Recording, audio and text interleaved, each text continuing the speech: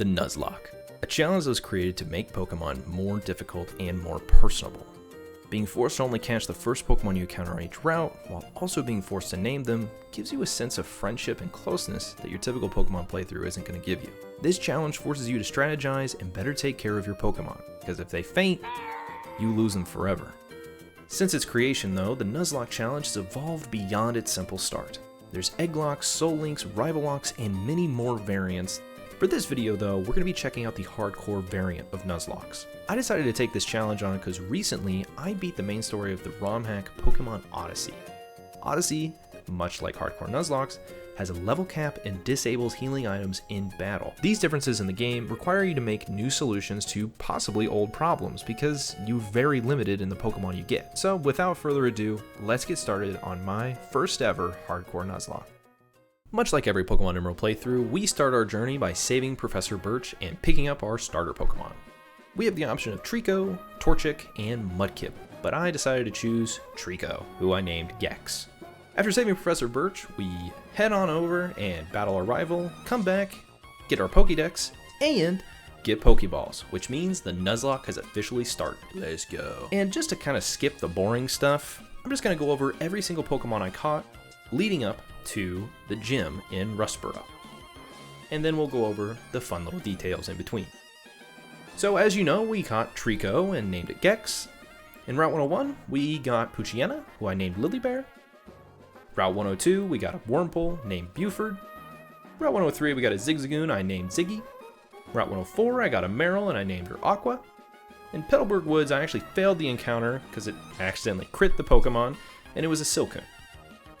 Route 116, I caught an Enkata, which I named Ninjalore. And finally, in Rust Turf Tunnel, I caught a Whismur, like everybody would, and named it Wespy. With all the catches out of the way, let's actually go through one of the most insane moments I ever had leading up to Rustboro Gym, which was a Wurmple with Poison Sting in Petalburg Woods that landed not one, not two, but three poisons off of Poison Sting in a row. Are you kidding? Fuck? That's insane. With all that out of the way, it's time to take on Roxanne. And just as a reminder, once I enter this gym, there is no coming back out until Roxanne, or whoever the gym leader is defeated. The trainers in this gym were fairly easy.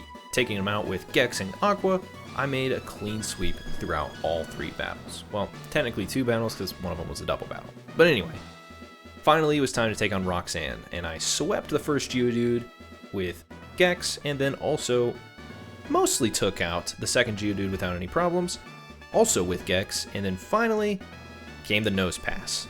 The dreaded Nose Pass. See, this thing is level 15 and is one of the toughest Pokemon to fight in the early game.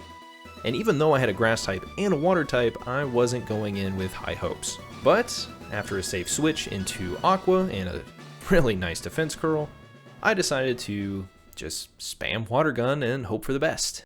And I'll let the rest of this play out on its own. Oh!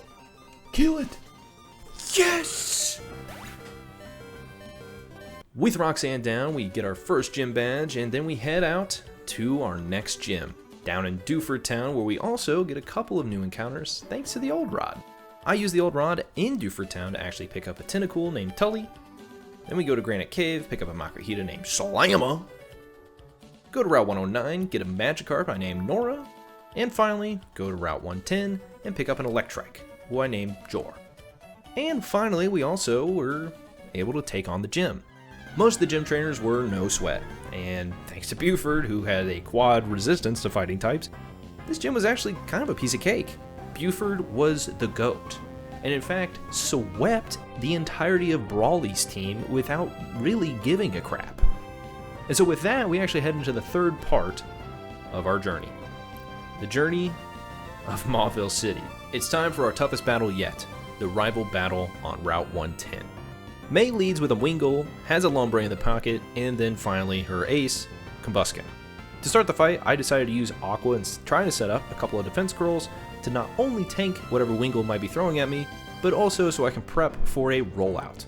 Rollout, if you didn't know, is actually strengthened if you had recently done a defense curl. I don't know the exact damage calculations, but it is a lot stronger, and considering Wingull, although fast, is a flying type, Rollout was able to two-shot it. Which led us to Lombre, who almost killed us, but luckily, Aqua was a tank and decided to knock out the Lombre. Unfortunately, we were locked into Rollout, and so Aqua had to pass. With Aqua's passing, I decided to send in Dewford, the Beautifly, hoping that we can get a Stun Spore off, especially because Dewford isn't the slowest Pokemon, but definitely isn't very fast. We were able to get the Stun Spore, thankfully, and even got an extra hit in with Gust before Dewford unfortunately went down. I chose Slam because, well, although Slam was necessary for me to beat the next gym, I decided Slam's also probably my best chance of winning this fight. Slam went in, threw a couple arm thrusts, and the game was done. After defeating May, we zip up to Mauville City, our next gym. And luckily, there are plenty of trainers nearby for us to train on.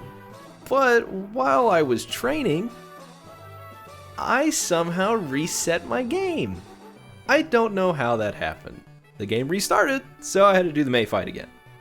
Luckily though, we didn't lose anybody else. We still only lost Aqua and Dewford, but you know, whatever. We finally get back to Mauville City, and oh boy. Oh boy. Oh boy, oh boy, oh boy, oh boy. Oh boy, oh boy, oh boy, oh boy. There weren't any close calls at all. Not a single one. No close calls. All good here. We definitely didn't lose anybody. At all. At all. But we beat Watson, so who cares, right? We get to continue the game. Right, guys? We get to continue the game? Have some fun with our level 25 or whatever it was, Hariyama? Right? Hariyama's gonna carry us. The next part is where most runs go to die, because Flannery and her team are no joke. Before we continue on, I also want to mention that I caught an Oddish on Route 117 that I named Weed. Yeah, I know, I'm very clever and very funny. After defeating Watson though, we decided to head on up to Flannery. Along the way, we caught on Route 112 a Numel, who I named Mountain. In the Fiery Path, a Torkoal I named Engine. Route 113, we got a Spinda named Winda.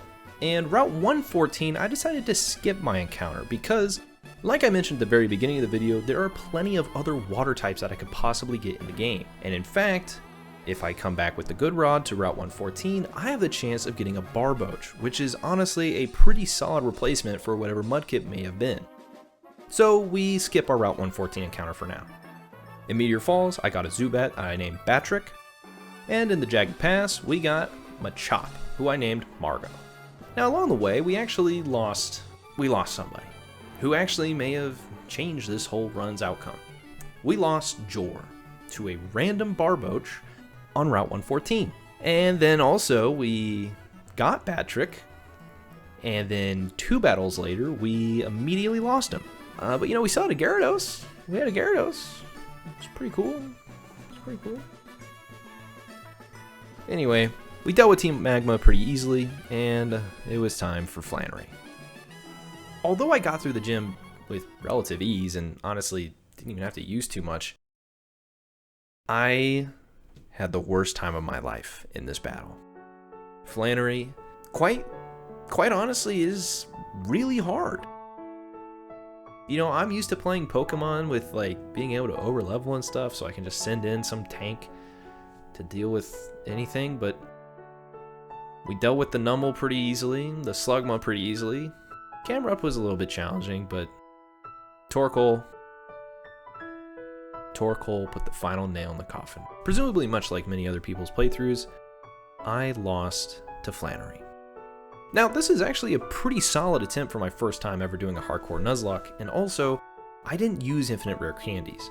The next time I do this, however, I'm definitely using rare candies, because hell no am I doing all that grinding again. It was actually really fun. I definitely want to do this again, and who knows, if you guys like it enough, maybe I'll make a whole video describing my successful run or something of my Hardcore Nuzlocke. But yeah, thank you guys so much for watching, and if you enjoyed the video, make sure to leave a like, comment, and subscribe, and I'll see you guys next time.